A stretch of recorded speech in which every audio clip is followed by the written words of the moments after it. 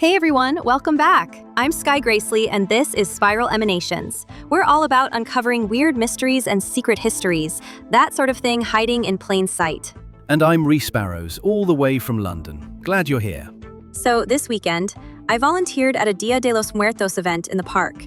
You know, building those beautiful altars, ofrendas, for loved ones. The whole community was there.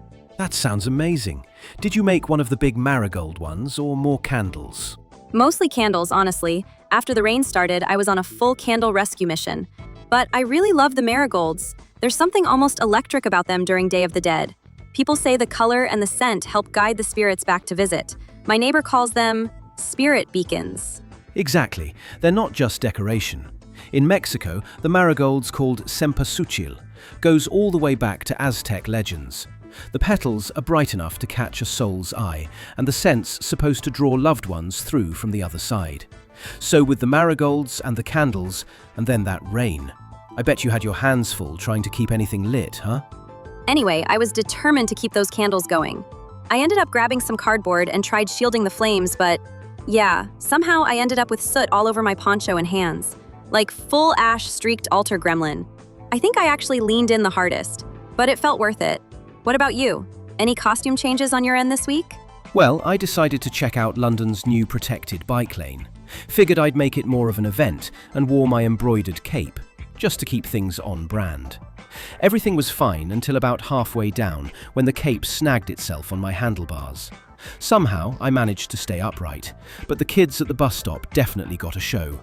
Clearly, my style revolution is only getting started, though the cape turned out to be a lot more flair than function. By the way, if you hear us mention Brian, he's our sound guy and editing wizard, for the new folks. Anyway, between my soot makeover and your, superhero cape adventure, it seems like outfits get us into all sorts of trouble. And with how fast clothing tech is moving, you've got smart fabrics, electronic tattoos, and now even fabric muscles. It's like our outfits are evolving faster than we are. Researchers in South Korea actually made fabric that moves like muscles. Fabric muscles? That sounds like something from a Marvel movie. Right? But it's real. At the Korea Institute of Machinery and Materials, they've woven these super fine metal coils, thinner than human hair, right into fabric. When they power it up, it's still flexible, but each strip weighs less than half an ounce and can lift up to 33 pounds. With that tech, they've actually created a wearable robotic suit that only weighs about 4.5 pounds. In their tests, it cut muscle effort by over 40% for people doing repetitive jobs. I keep wondering what it actually feels like, if you're just wearing regular clothes until suddenly your sleeve starts helping you lift something.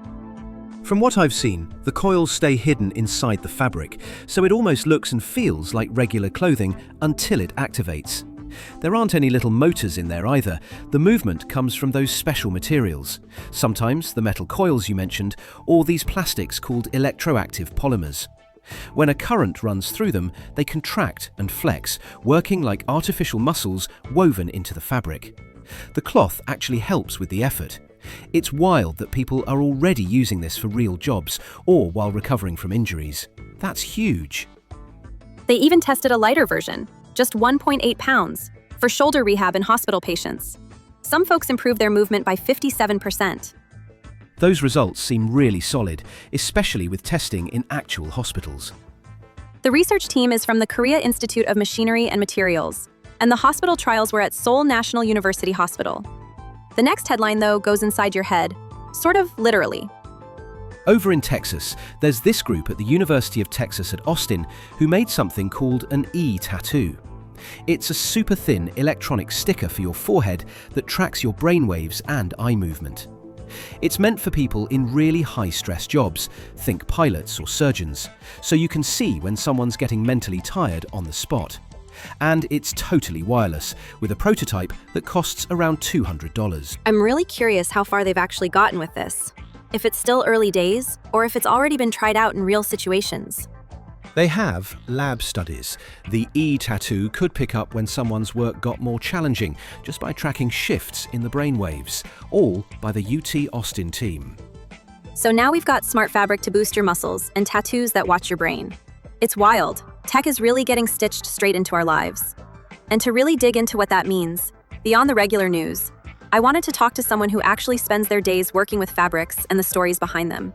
We've got Anatoly Malenkov with us from Tallinn, where he's senior textile restorer at the city's history museum. He's restored everything from royal uniforms to, I think you said, haunted sashes? Anatoly, thank you so much for joining us. Thanks, Sky. It's great to be here. I do spend, well, probably too much time with garments that seem to have, I don't know, extra history hanging on them. More than a few, in fact. Sometimes I think the threads remember more than the record books. So, when you look at this new wave of smart fabrics and those wearable tech tattoos, does it feel like we're in totally new territory? Or does any of it remind you of things you've seen before? Actually, it reminds me a lot of things I've only read about, or sometimes heard in stories.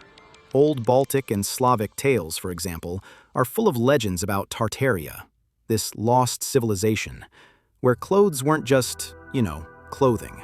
They were engineered in ways that would let someone do extraordinary things, gain strength, heal faster, sometimes even move differently. But there's a second side to it. What's that second side? Yes, always a catch.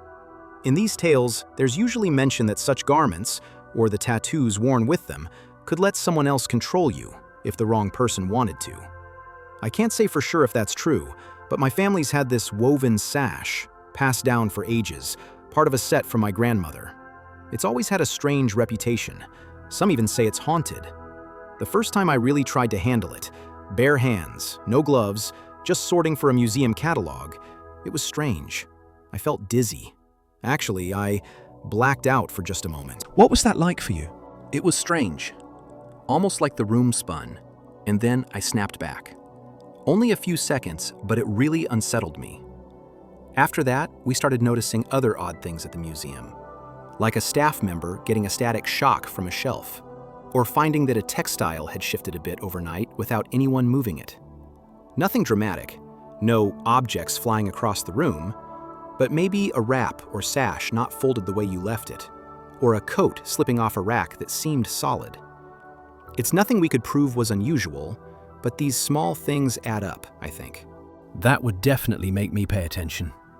It's just wild to think old clothes could, hold on to anything more than dust. But the way you describe it, there's almost something active there. Sometimes when I handle these old fabrics, it really does feel like they've picked up something from all the people who owned them. It makes the old legends seem a little less far-fetched, honestly. That idea goes way back. The Greeks actually had this story about a woman named Arachne. She was just a mortal, but her weaving was so flawless, people started saying she might be better than Athena, who's the goddess of wisdom and crafts, and not exactly chill about competition.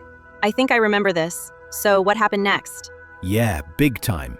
Athena challenged her to a weaving contest. Arachne poured everything into her tapestry. Some versions say she even wove stories the gods didn't want told. In the end, Athena lost her cool and, depending on the version, tore up the work or tapped her with her spindle.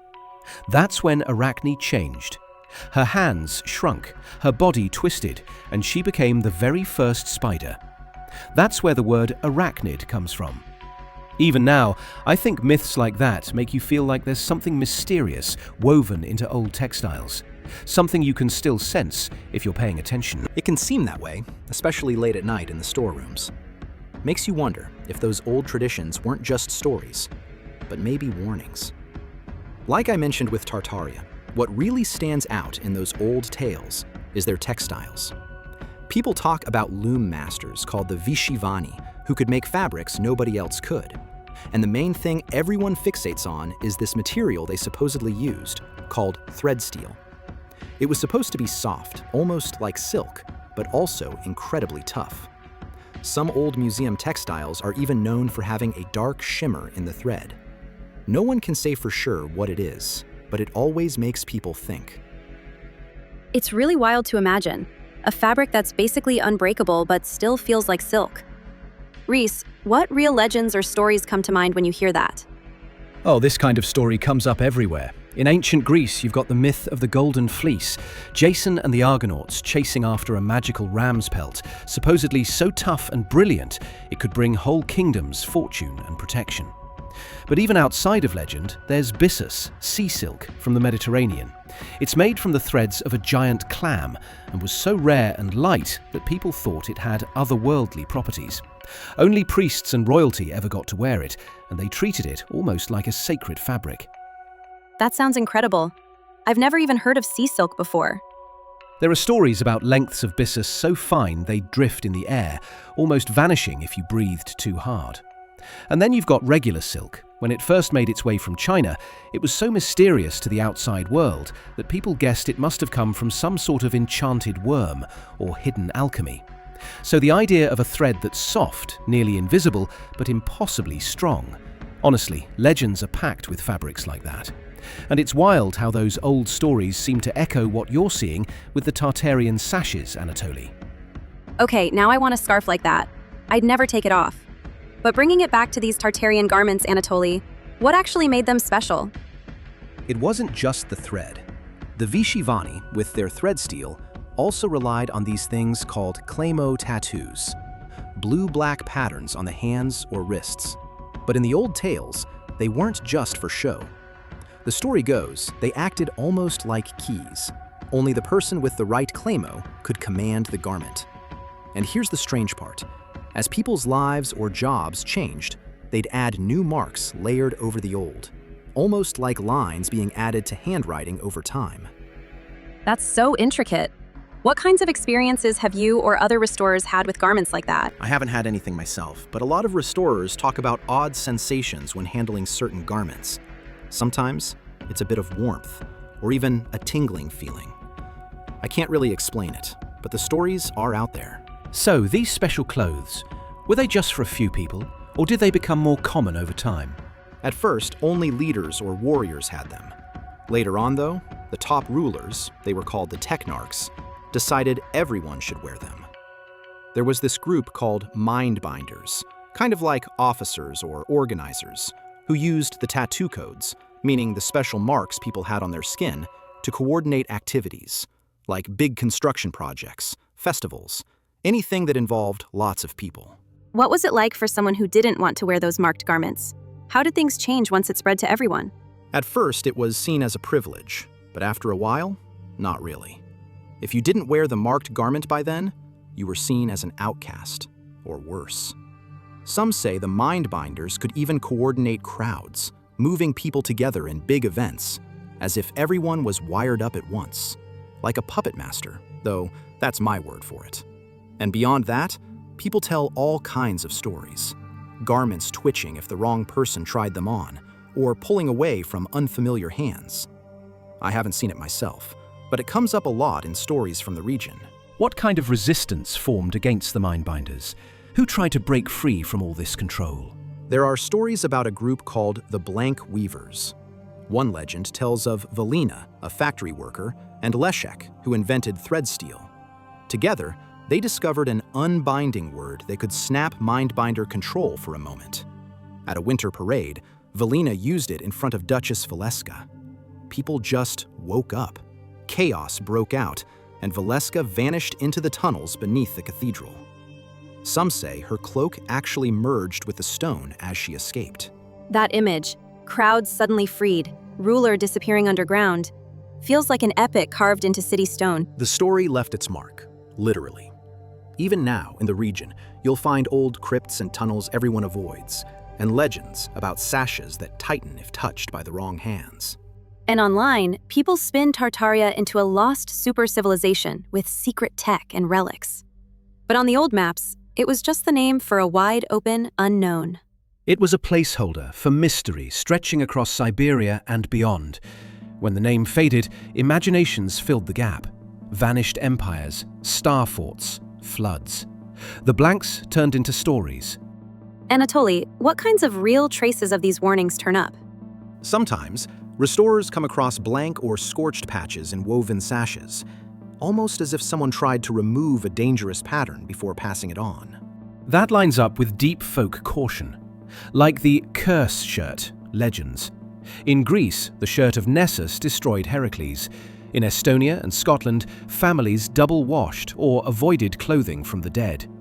Everyone believed some threads brought trouble. My grandmother used to say, Bad hours cling to bad threads. She'd always clean neighbors' belts, just in case. It's wild how those beliefs survive. Even in the museum, people sometimes hand textiles to Anatoly because they feel odd. This also reminds me of old folklore about changelings, stories of odd children or kids who walk their own thread or wear ribbons the wrong way. Families used lots of little rituals, hoping to stay safe. And magic clothes, like the Tarnkappa, Siegfried's invisible cloak. Every version has a secret word or ritual, almost like early voice commands. That's everywhere. Open sesame, abracadabra. People believed in words that could unlock, bind, or banish. Sometimes those became actual written spells or protective amulets. Museums still log finds as dangerous pattern removed. Sometimes a scarf is missing a chunk or has a burned seam. Destroy the pattern, destroy the curse. Ritual sashes and aprons, like the Masons or Brotherhoods, are echoes of old blank weavers, setting yourself apart from the marked crowd. Yep, the design, the extra stripes, they turn your uniform into a visible story. In some Estonian brotherhoods, no hand tattoos allowed on leaders. Rules passed right down. All these warnings, curse shirts, magic words, ritual gear, show up in so many stories. What do you make of that? Why do you think these kinds of tales keep coming up? Maybe both. Nearly every legend here starts with loom masters and thread steel. Strange patterns, sometimes said to be left behind by older, stranger beings. Some artifacts still don't fit any catalog. And tattoos weren't just for looks. They were said to make you compatible with the fabric. No ink, no power, or worse, the cloth would fight you. Tattoos as passwords for clothes. Wild. That fear of power at your skin never really goes away. Ancients all over, Polynesia, Scotland, Siberia, marked themselves for protection. Sometimes with ink, sometimes with metal, sometimes with words. You blend ritual and tech, and it gets uncanny. So, as tech and textiles merge again, new risks, old mistakes? Patterns repeat. Some Tartarian legends even mention something called the fifth thread, supposedly a special pattern that connected not just bodies, but minds. Whether in story or circuitry, we shouldn't ignore old warnings when they start threading into new inventions. If you stumble over something that feels more powerful or stranger than it ought to be, pay attention. Some threads really do carry stories. After tonight, every scarf I own just got more mysterious. Anatoly, this was brilliant. Thank you both. Talon is full of old mysteries, and I'm glad to share a few. We loved it. There's always another mystery out there. And big thanks to Brian for the sound magic. I'll try not to let my capes cause mayhem. Good night from London.